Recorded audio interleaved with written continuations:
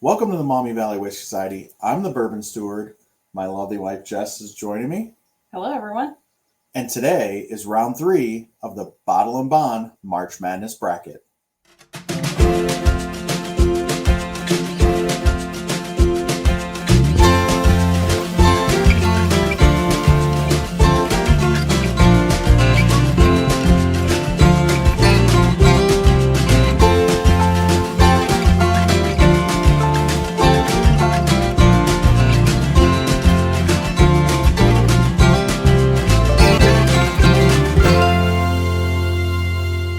All right, we've got them all poured up.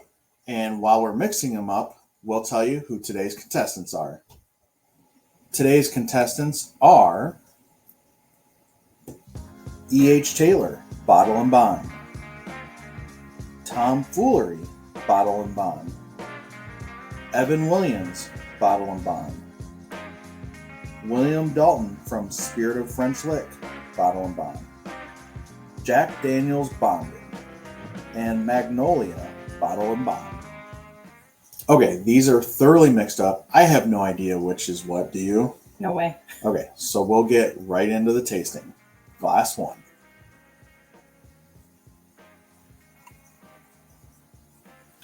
Ooh. Definitely some ethanol jumps out right at first. Almost some like musty wood. This is a much more pronounced nose than anything from last week. I'm getting some slight, like fruity. Yeah, slight fruity, little sugary, musty oak, and some ethanol burn. Okay. On the palate, cheers. Much nicer on the palate than I expected from the nose. Some oaky, a little bit of corn. Yeah, I got some sweet oak. Yeah. Some corn, like cream sweet corn. Definitely got a little bit of the fruit sweetness. It's like maybe some apple, maybe some raspberry apple, undetermined like red fruit sweetness. The nose is still kind of musty and ethanol-y. The nose is not great. Palate is much better than the nose. Really like it. A little more fruity sweet than I normally like, but it's really well balanced in the palate.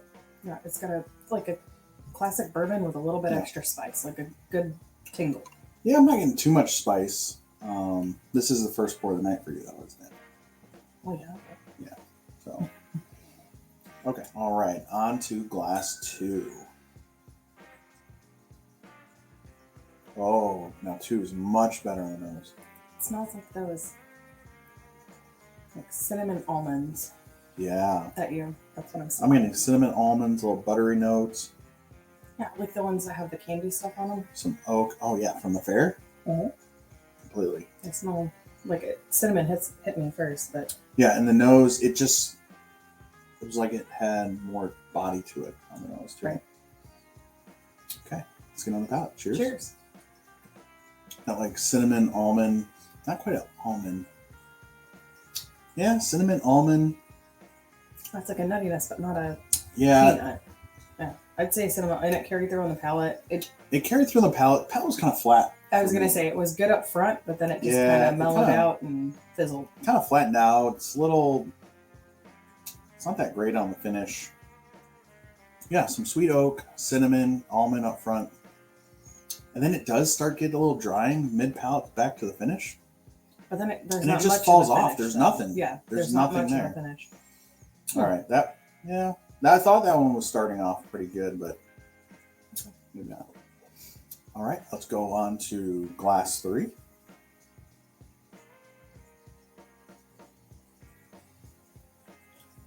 Different nose. Like yeasty bread, like raisin bread almost. Like a yeasty raisin bread dough. That's what I'm getting. Honey. Raisin bread dough. Yeah, maybe some honey. Like not baked yet. Like you just mix the dough, getting it ready to put in the oven. Since I got that yeastiness to it. Not terrible though. I was going to say it's pleasant. It's not bad. That's just the image I'm getting. There's no fruit or cinnamon on this one, so it smells a lot. No, I'm getting that like dried fruit, like raisin bread. Okay. All right, let's get on the palate. Cheers. Cheers.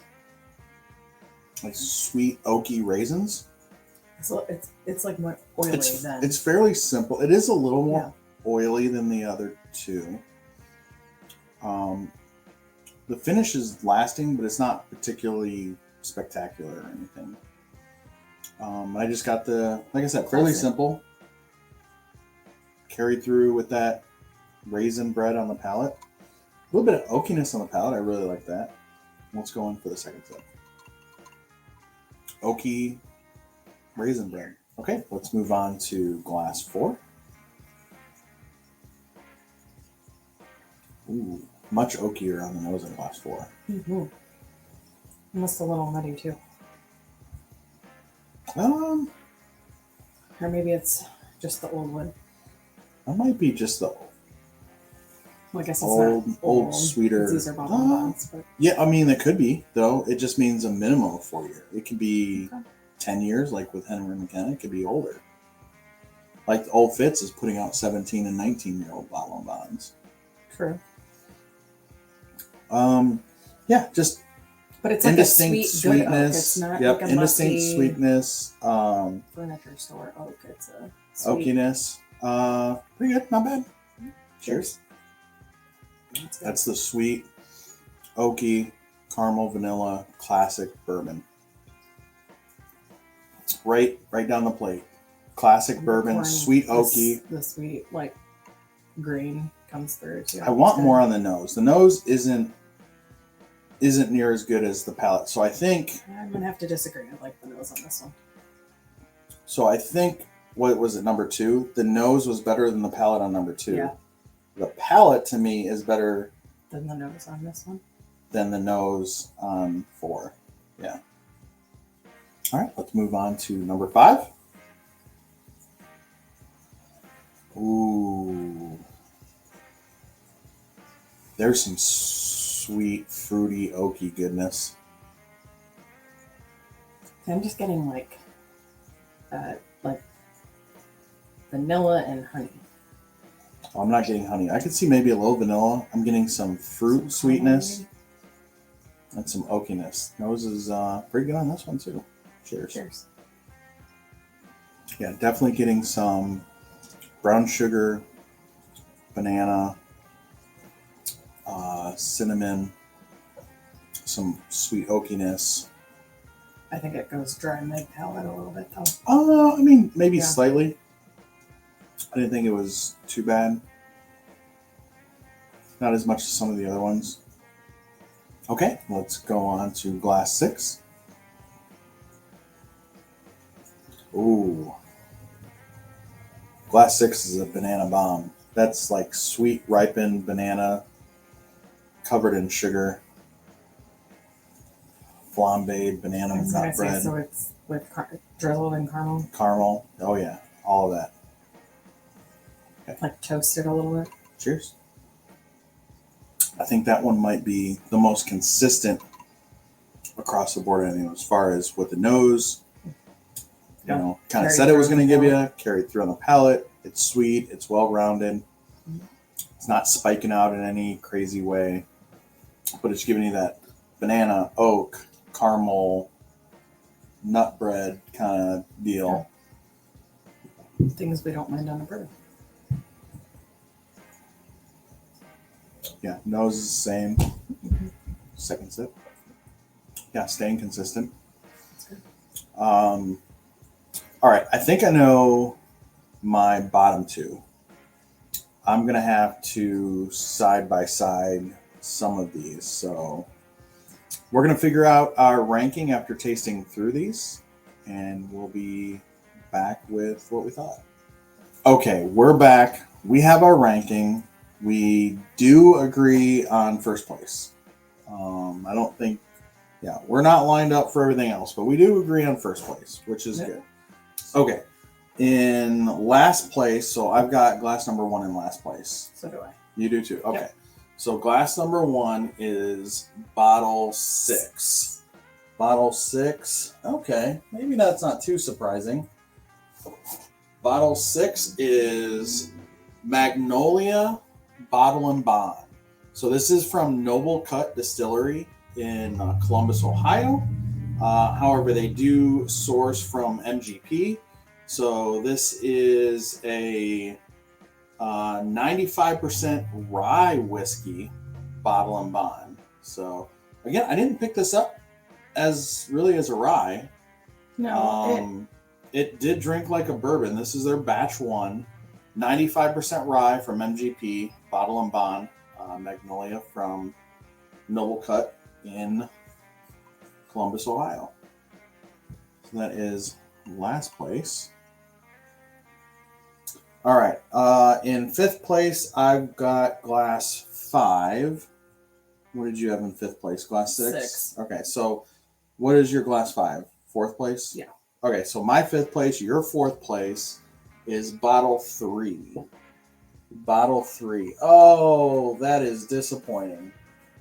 That is disappointing.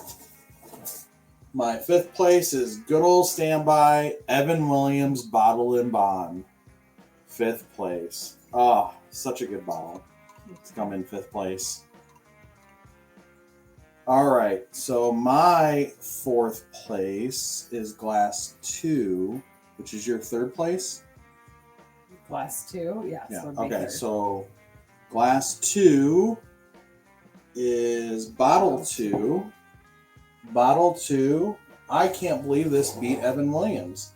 So this is another Ohio distillery. This is Tom Foolery Bottle and Bond, straight bourbon whiskey out of Kerrigan Falls, Ohio.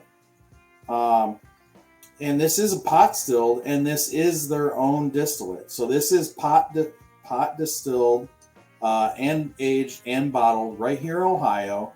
Tom's Foolery bonded bourbon in fourth place. All right, so in third place, I have glass 4, which is glass 4 is your second place? Yes. Wow, okay. So my third place, glass 4, is bottle 4. And bottle 4, that's a pretty respectable showing.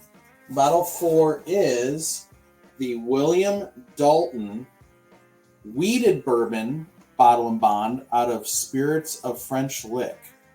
So I happen to like a lot of the Spirits of French Lick stuff. Some people are a little iffy on it. I happen to like them. This is 70% corn, 28% wheat, 18% malted barley. This is their own distillate. And I think it's pretty good stuff. They are out of Indiana. It's not MGP. It is their own stuff. So this is the William Dalton. This is their wheated mash bill. Bottle and Bond coming in third place. Second place, I have glass 6. Now you put glass 6 in fifth place. Yeah. I ranked it quite a bit higher than you did. I think you said there was a smoky note that you weren't really liking. When I went back to it, it probably partly had to do with where it was at. Yeah. Because it was glass 6. So my second place is glass 5. Bottle 5. And that is Jack Daniel's Bonded. So this is the new version, Jack Daniel's Bonded. Jack Daniel's has had a bottle and bond out for a while. Just recently available stateside. It was a like an export kind of airport only one, but this is Jack Daniel's Bonded. This is the new 700 milliliter bottle.